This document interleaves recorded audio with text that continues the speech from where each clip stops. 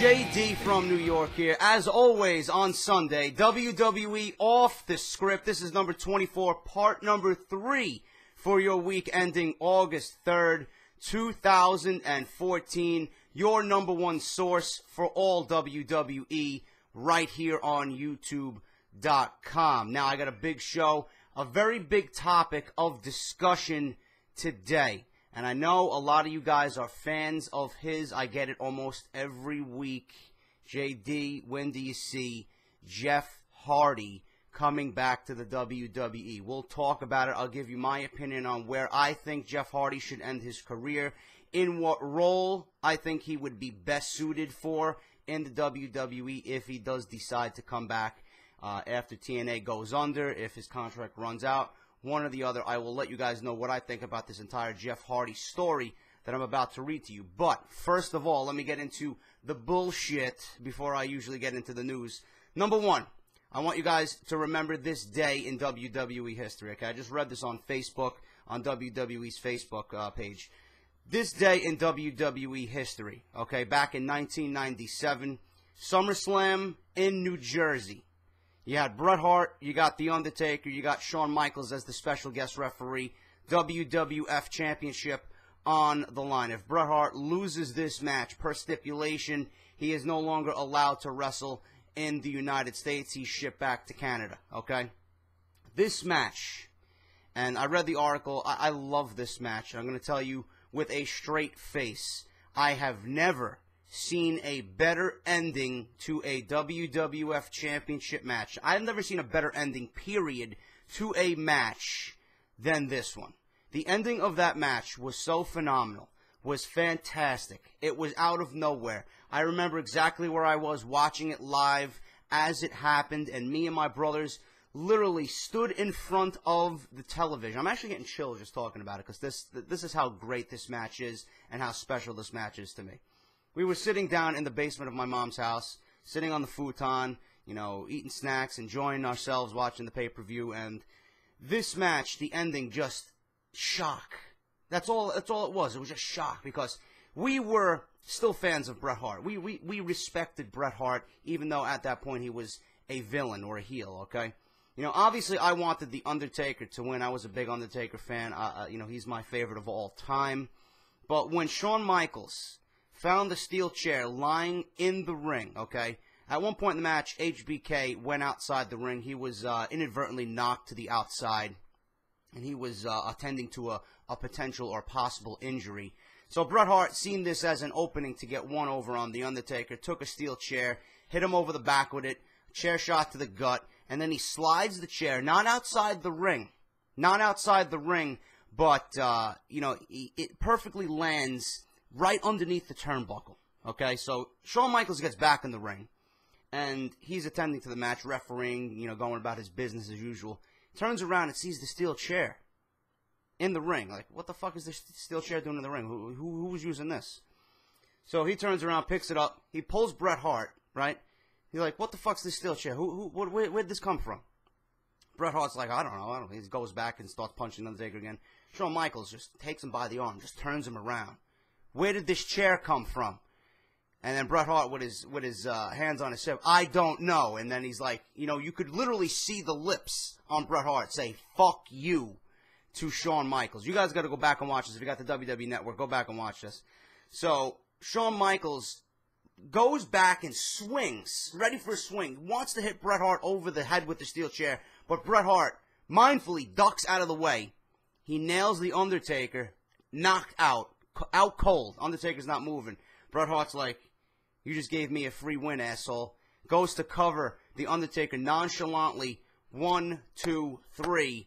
And we have a winner, and Bret Hart is the WWF champion. Undertaker and Bret Hart, you know, they had great feuds in the past. They always had great matches. Shawn Michaels and the Undertaker, this match was pretty much the birth of the Attitude Era. And it led to the Hell in the Cell. It led to an all-out war and a feud with Shawn Michaels and The Undertaker that lasted up until WrestleMania 26. It was unreal, the amount of, you know, importance this match was. And I read this article, and it just brought me back to memories. And I'm actually going to watch that tonight on the WWE Network, because If you guys have it, I suggest you do. 1997 SummerSlam, that's when Steve Austin actually broke his neck with Owen Hart. You had Mankind versus Triple H opening that pay-per-view in a steel cage. Great fucking show. One of my favorite pay-per-views of all time, so go and check that out on the WWE Network. Shawn Michaels, Undertaker, Bret Hart in the main event. Unreal. And if you guys never seen it before, you got to see it actually as it's happening, man. It's unreal. Unreal. If you guys missed Off the Script, number 1 and 2, link is down below. I know I've been, supporting Chair Shot Reality here every week for a while now. I did not realize they did not have a show this weekend. Mindfully, I'm a dummy. I didn't realize that because what I usually do with Chair Shot is I watch it on Monday after they have all the episodes out because I like watching them back to back to back. So I didn't really check WrestleZone.com until today to see what they were doing because I wanted to let you guys know. But LeBar and the rest of the guys took the week off. I think they got plans or they're busy with something. So they're not actually doing anything this weekend. They will be back next week. So if you guys missed out on what they talked about last week, please do so. Their link is down below in the homepage. Chair Shot Reality at WrestleZone.com along with my Off the Script down there as well. 1 and 2 if you guys missed that Friday and Saturday. Now, enough of my bullshit, my ranting. I know you guys want to see news. You want to hear news. All right? Jeff Hardy, will he be returning to the WWE? Jeff Hardy, on going back to the WWE, was just recently interviewed this week. From time to time, I'll turn on Monday Night Raw, and I would be lying if I said I didn't miss the WWE Universe, man. Because what a crowd they are.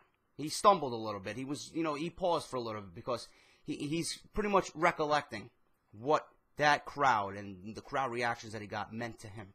Okay, they were fucking crazy. He was probably one of the most popular superstars ever in WWE. When I watch, it hurts a little bit. I'm going, oh man, that's my creatures, man. My fans. They've supported me so much. And even on the Instagram posts, that's all I ever see. Go back to WWE. You said you'd come back. It's never forever. It's just for now. I mean, ultimately, when the time is right, who knows? But I started there, and whether it's 10, 15 years down the road, I would like to end my career in the WWE. Now, do not take this story as anything more than Jeff Hardy expressing his desires to end his career in WWE. Kurt Angle did the same thing on Jim Ross's podcast, okay? There's a report saying that WWE wouldn't be interested in Kurt Angle. Give me a fucking break. If Kurt Angle was a free agent, I would scoop him up immediately because that's how much importance Kurt Angle is to the industry. And he can bring another couple of years of fucking important, just all-out 5-star classics to the WWE. If you don't realize that, then you shouldn't be watching the sport, man. You're not a fan, okay? But Jeff Hardy, would I like to see him return to the WWE? Absolutely. Do I want to see him return to the WWE and pick up where he left off? No. I don't want to see Jeff Hardy as a singles guy in WWE. I think by the time Jeff Hardy makes his way back to the WWE, and it's going to be, he will eventually end his career there. I don't know when it's going to be, when he's going to return. I don't know, but he will be back. I don't want to see him as a singles guy for the simple fact that WWE is building their brand now around youth. By the time Jeff Hardy comes back, I don't think there's going to be room for him at the top of the card like there was when he was there. Okay? Obviously, Jeff Hardy would put on greats with Daniel Bryan, Seth Rollins, Dean Ambrose, etc., etc. Okay? Yes, we know Jeff Hardy can go in the ring. He's great to watch. He's always he's always got something up his sleeve. He's just an entertaining wrestler to watch. He's always got something new. But I think if Jeff Hardy wants to come back to the WWE, I think the best role for him is to come back with Matt as the Hardy Boys and pretty much revitalize that tag team division. Come in as the Hardy Boys and show everybody why they're one of the best tag teams of all time. I think that would be the best role for Jeff Hardy if he wanted to come back to the WWE. If I was WWE, if I was Triple H, if I was Vince, I would sign both Hardy brothers, Jeff and Matt, bring them back to the WWE and have them compete in the tag team division. Show them why, show everybody why they're one of the best of all time. Revitalize that division around a name such as the Hardy Boys would do wonders for the tag team division. You guys want tag team wrestling? Can you imagine the matches that we could see? The Hardys versus the Usos, the Hardys versus the Ascension when that happens. Can you imagine that? Hardys versus, who else they got there? The Wyatt family. The name Hardy Boys, or, you know, just the Hardys in general, signifies, you know what, we got fucking key players here. That's what I want to see. Jeff Hardy's best role, you know, the best role that would suit him in WWE is to bring him in with Matt in the tag team division. That's what I truly believe. I would love to see Jeff as a singles guy. Everybody does, but I think the best role for him would be to come back with Matt, do the Hardy Boys thing, revitalize that tag team division, show everybody why they're one of the bests of all time, put on matches that we've never seen before with guys such as the Wyatts and the Usos and Goldust and Cody Rhodes and the Ascension and whoever else they want to, you know, put as a tag team. It would be great. Just with the Hardy Boys in the division, I think the WWE Tag Team division would easily rise to the occasion and be revitalized. You know, when you have guys like the Hardy Boys holding those belts, it just brings back importance just based on who they are. And I think that would be the best role for them. Let me know what you guys think about that. But I do see Jeff and Matt eventually coming back to the WWE because we want it. The WWE knows we want it. And if they're out there and they're free agents, it would be foolish for WWE not to bring them back. So that's what I think about that. Let me know what you guys think about that in the comments below. Do you agree with me? Do you see Jeff and Matt coming back as a tag team and that being the best role for them? Or you want to see Jeff as a singles guy? Let me know down below. Daniel Bryan news. This could be potentially a good thing. I would not look at this as a bad thing, okay? After he has another surgery soon. Daniel Bryan says he needs another surgery. More than likely, he will be out for the remainder of 2014. But it's possible Bryan can make his return at the 2015 Royal Rumble pay-per-view. It's worth noting that WWE Creative didn't find out about Bryan needing another surgery until the press conference he did about the burglary incident at his home. All right? I think Daniel Bryan should win the Royal Rumble.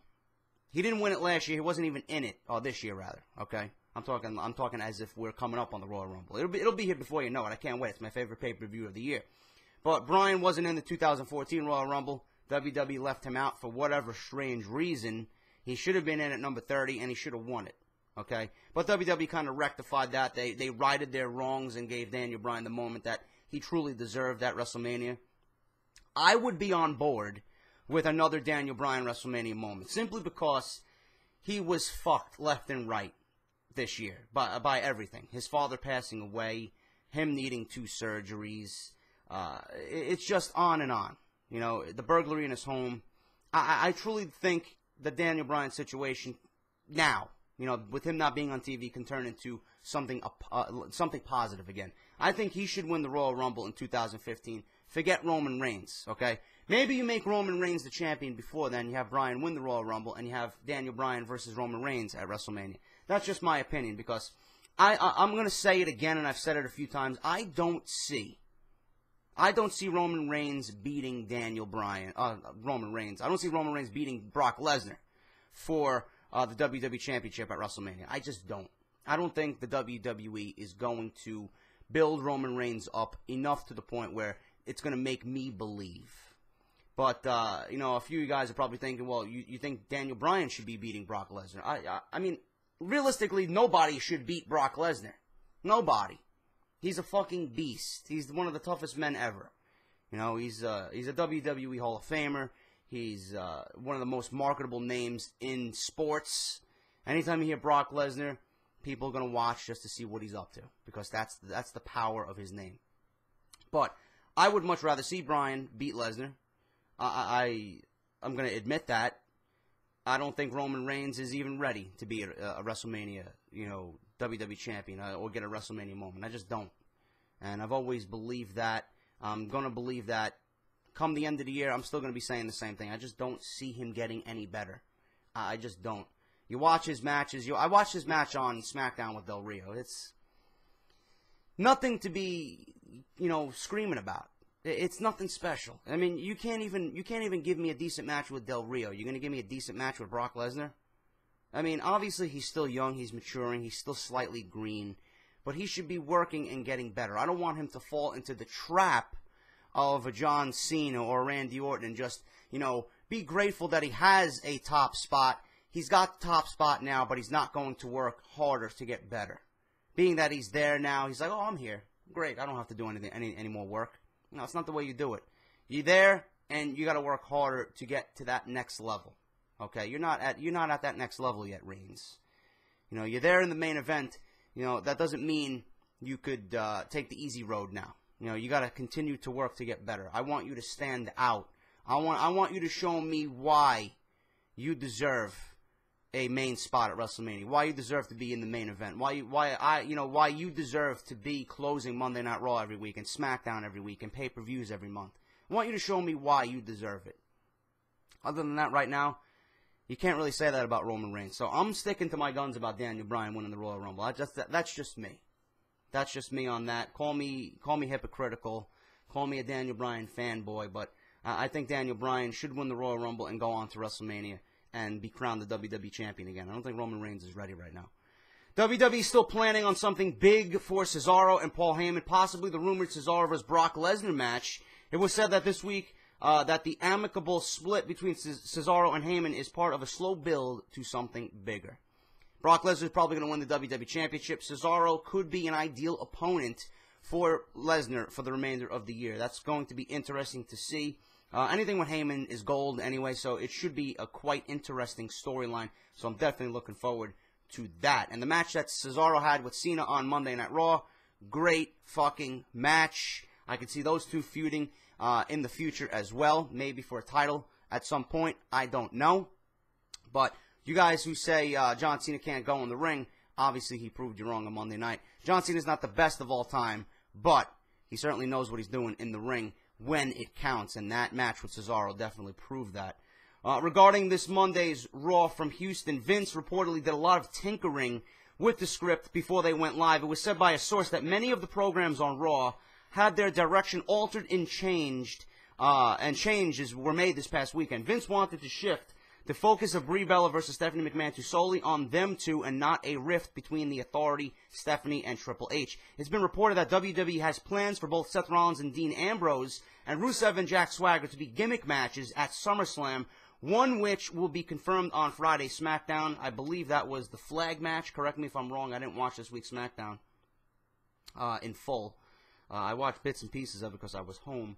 But those two matches are going to be gimmick matches at SummerSlam. Like I said, one was confirmed on Friday. A second source has confirmed those plans and noted something interesting. WWE had no intention of doing Rollins vs. Ambrose at Battleground, despite advertising it. Roman Reigns was banged up after taking the first RKO from Randy Orton when the table didn't break on Monday's Raw from Houston. Reigns was not seriously injured, okay? Seth Rollins vs. Dean Ambrose, I'm glad that didn't happen at Battleground. It certainly speaks and, screams SummerSlam, mid-card. Going to be an epic match. It may steal the entire show, to be quite honest with you. Rusev versus Jack Swagger in a flag match, I do believe, is the one that was confirmed on SmackDown. I don't want to see this feud anymore. I was hoping for a a Rusev versus Sheamus feud for the U.S. title, but that may happen at Night of Champions. They may end this with Swagger at SummerSlam and then move Rusev on to Sheamus at Night of Champions, where I think he will probably capture the U.S. title and do what I think should be done. Give him the U.S. title and create heat around the Rusev character holding the United States title while scolding and putting down America. I think that's the best route for Rusev to go right now as they build up his character. Randy Orton and Roman Reigns, that table spot was sick. I was surprised it did not break. Usually those tables, those announce tables are 50-50. Sometimes they break so easily, sometimes it's just nothing. It just stands there. Nothing can take it down. But the second RKO looked like Randy Orton really hurt himself. I think he fell on top of the monitor. It was a brutal beatdown on Monday Night Raw. That's the Randy Orton I like seeing. I mentioned this on part 2 about Randy Orton and Roman Reigns. Randy Orton's in hot water with the WWE apparently because he's trying to hold down Roman Reigns and stop his push. I don't know if it's out of jealousy or whatnot, but Randy Orton really came across as just vicious and vile on Monday night, and that's the Randy Orton I like seeing. That's the Randy Orton I want to invest in. And to me, I mentioned this on part 2, it kind of speaked to me as if Randy Orton was legitimately pissed, and he took all his frustration out on Roman Reigns just because of what's going on. So I like the spot. It really, really hyped up their match or their their incoming match for SummerSlam. It should be interesting, and just based off that one segment on Monday Night Raw with that beatdown and the table spot, I'm excited now for their match because I like seeing Randy Orton just want to go out there and just fucking beat the shit out of somebody. That's the best role for him. And Roman Reigns, you know, he's got to bring it at SummerSlam. He's going to have to bring it. You're in the ring with Randy Orton. It's going to be a physical fucking match. This is going to be a nice test for Roman Reigns. If you can hang with Randy Orton, who's probably, you know, one of the better guys on the roster in terms of in-ring skill, it's going to make me see Roman Reigns differently, but he's got to bring it at SummerSlam. He can't be lazy when getting in the ring with Randy Orton. It's going to be vicious. It's going to be fucking brutal, and that's the match I want to see. All right? I don't want to see no fucking rest holds. I want to see steel chairs. I want to see fucking fists. I want to see hard action, hard-hitting action, a brawl. You know, that's the kind of match I want to see at SummerSlam, but, you know, they do have me excited after that one segment on Monday Night Raw. Now, WWE Network news for you guys who are overseas in Australia and all over the world, wherever you may be listening to me. WWE press release, the WWE Network will be available outside the United States starting on August 1st in over 170 countries. August 1st, which is already passed. So that was earlier this week. That includes Australia, New Zealand, Hong Kong, Singapore, Mexico, Spain, and the Nordics. Additionally, they announced that it's expected to launch in the UK, for my European guys, in October 2014. Plans for Italy, Germany, Japan, China, Thailand, Malaysia will also be announced at a later date. They've also signed a 10-year deal with Rogers Cable to launch the network as a traditional pay TV channel on their cable system in Canada. There will be a preview starting on August 12th. That partnership also includes a renewal of the Raw and SmackDown TV licenses in Canada. WWE also announced a new $19.99 monthly plan with no commitment. The $9.99 is still available with a 6-month commitment, but will be a one-time payment instead. So you'd be paying $59.94 up front, and that will cover you for 6 months. Okay? Dave Meltzer also noted on the Wrestling Observer radio show that subscriber numbers as of a couple of days ago for the WWE Network are 690,000. The number that WWE released this week was for the period up to June 30th, so that means that they've actually lost 10,000 subscribers in the last month. The good news is that the company is in better financial shape because of the cost cutting, and that explains why their stock is doing well this week. For those people in Canada, if you don't have Rogers Cable, they will distribute the WWE Network to other cable providers as a television station and a digital station. WWE will be dropping the magazine, their WWE Magazine division. If a magazine distribution company wants to take over the WWE Magazine, then WWE will look at that option. But as of now, the magazine department is no longer, around, or is no more. As part of the budget cuts, they will be cutting back on people that they bring to their TV tapings. They will also be cutting back on special effects. As a result of all the budget cuts, they don't need a huge network subscription number, and they'll likely break even next year. That's according to Dave Meltzer. Now, the WWE Network numbers came in at 700,000 subscribers. The troubling thing about the subscriber number is that they actually added 161,000 subscribers since the last announcement. The net difference is only 33,000 subscribers. Not a very good number, okay? That means that they lost 128,000 subscribers.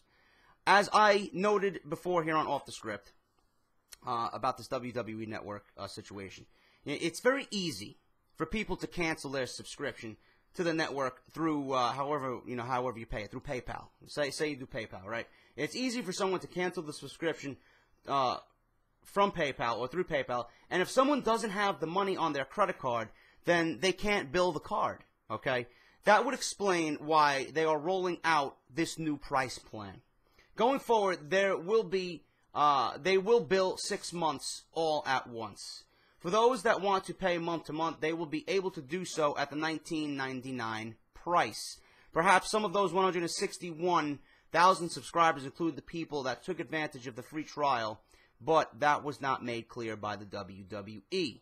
Finally, WWE announced that in addition to the much-anticipated Monday Night War program that will be making its way to the WWE Network, they will also be debuting another show called WWE Rivalries. That will be a documentary-style show. WWE also announced they will be expanding to smart TVs and Blu-ray players in mid-August, and they will be launching a resume play feature on the network later this year. And finally, guys, Paul Heyman received big praise for his promo when Brock Lesnar returned to Monday Night Raw and was named John Cena's opponent for SummerSlam. Heyman continues to receive rave reviews backstage for his mic work, especially how he's helping to sell Cena vs. Lesnar with Lesnar off TV. Another WWE star is getting the other kind of attention from WWE officials. Cameron, who cares, had some real heat recently for her in-ring work. A source noted that her work has been called nothing less than awful.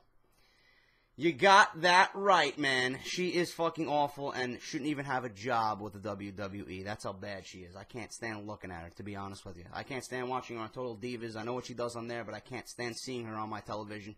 It's just fucking awful just to see her in the ring. Absolutely no talent whatsoever. That's someone who has not gotten better and really shouldn't have the type of role she has on WWE TV. As for Heyman, one of the best promos of all time, when Lesnar returned, he sold that match. If you're not, yes, I said this again, I'll say it again, and I said this before. If you're not excited for Paul Heyman building this match up with John Cena and Brock Lesnar, if you're not excited for Cena vs. Lesnar at SummerSlam, you are truly not a fan of the program. You're not a fan of the product, you're not a fan of Lesnar, you're not a fan of Heyman, you're not a fan of Cena. It's unreal, the work that Paul Heyman is doing. I've never seen him in this type of role so well. You know, I knew he was great behind the mic, but what he's been doing is out of this world. It's not human. So that match, Cena, Lesnar, just by those two promos, the past couple weeks, you got my fucking interest. If I didn't have the network, I would buy the pay-per-view. That's how well Paul Heyman is building this feud up. And that is WWE Off The Script, guys. Let me know what you think about my Jeff Hardy opinions. Let me know what you think about the WWE Network. Are you going to order the network now that it's going to be rolling out across the world? Let me know what you think about that. I am out, guys. Please, if you did enjoy the video, leave a like on your way out the door. Greatly helps out my WWE content. I want to build this brand up to something special, just like I did the podcast with Reaper, T-Bets, and Sneeko, guys. You guys have been unreal with the amount of support you gave that podcast. I want that same love to make its way over here. I love sitting behind this microphone for you guys, so if you did enjoy the video, please leave a like on your way out the door. If you missed Off The Script, links are down below. Chairshot Reality, links are down below. And remember, if you got the WWE Network, go and watch SummerSlam 1997 from New Jersey. Bret Hart, Undertaker, Shawn Michaels, unbelievable main event. You will not regret it. Trust me. I'll see you guys with a Monday Night Raw review this week after the show goes off the air because I'm working Tuesday. I'm off on Monday, so you get the review after the show. I will see you guys then. Until then, take care. I love you all. Thank you very much, and I'll talk to you soon.